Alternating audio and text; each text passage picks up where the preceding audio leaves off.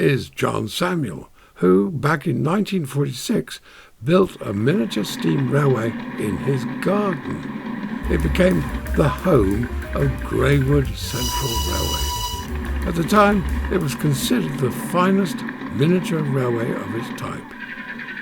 Its reputation spread around the world and attracted famous visitors like Walt Disney, who invited John to his home railway in California, where he swapped an American engine driver's hat with the British rail equivalent. John Samuel was a man of many parts. He was a prize-winning racing car driver at the Brooklands track, an RAF pilot in World War II, and a highly successful entrepreneur. He also owned a traction engine called Joyce, which he drove at 4 miles an hour. However, despite all these different interests, he always remained most devoted to the Greywood Central Railway. In 1950, he formed a syndicate of fellow enthusiasts to operate the line at weekends. The railway track was 7¼ inch gauge and was 3/4 of a mile long. The syndicate spent weekends digging up the garden to build new tracks. At that time, the Garden Railway opened to the public on Sundays, always collecting money for charities. There were 6 stations.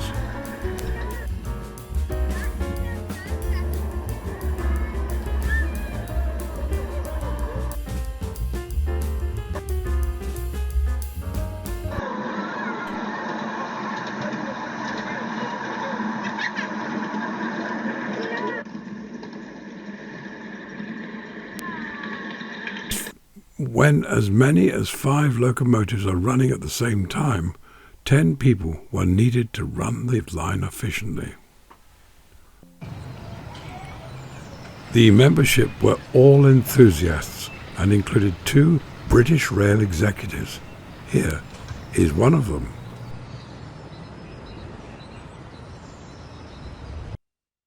This is Chris Bishop, who was a boy when he started on the GCR, and has been an important part of the railway for well over 70 years.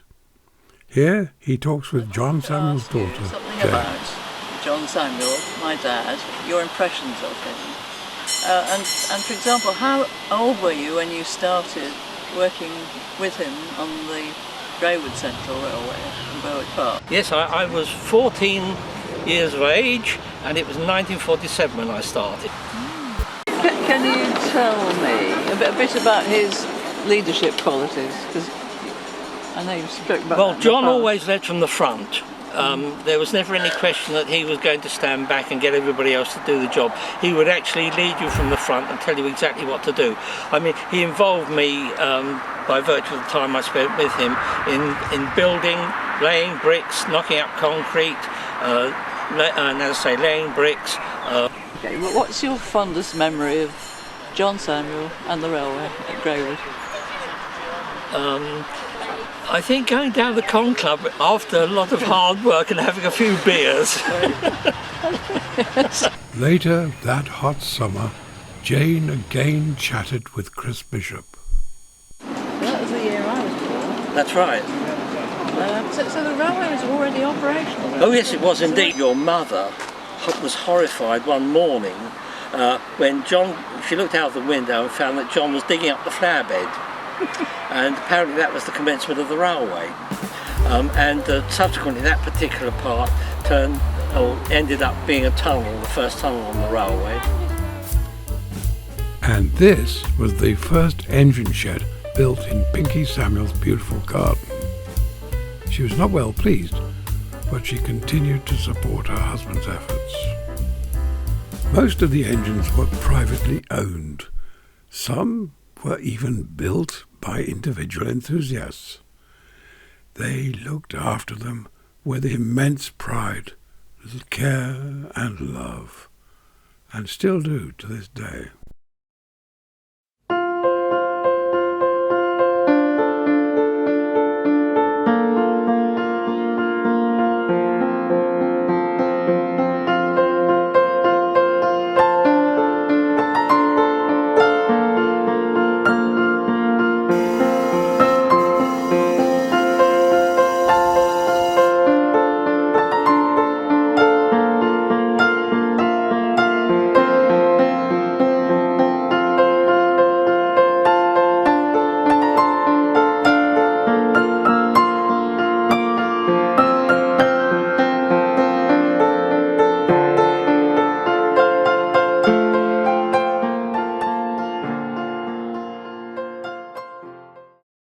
Sadly, in 1962, my dad, John Samuel, died when he was only 46 years old.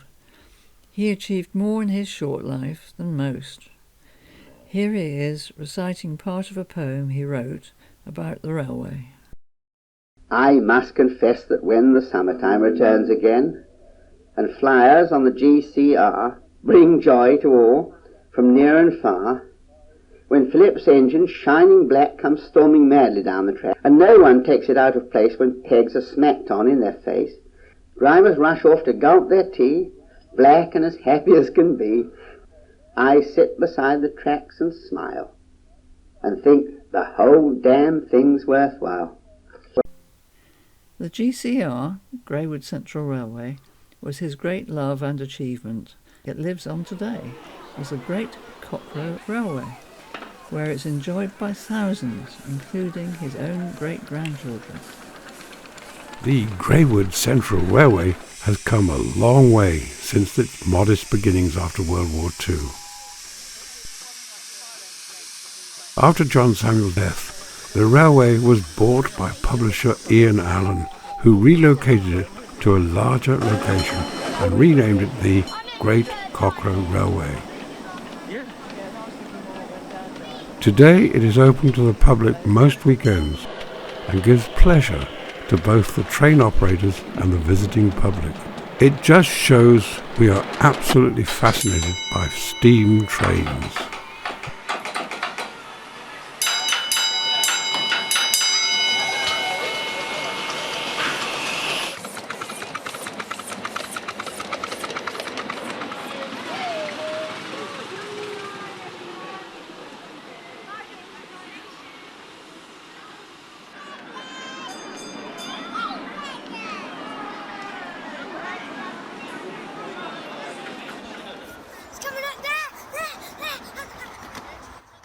John's great-grandchildren can still enjoy the dream of their great-grandfather.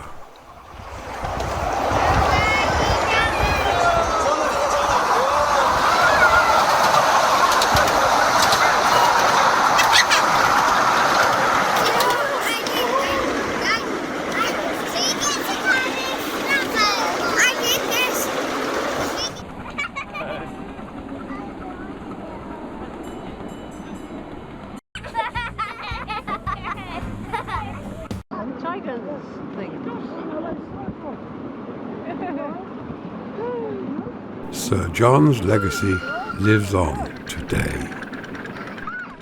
I sit beside the tracks and smile, and think the whole damn thing's worthwhile.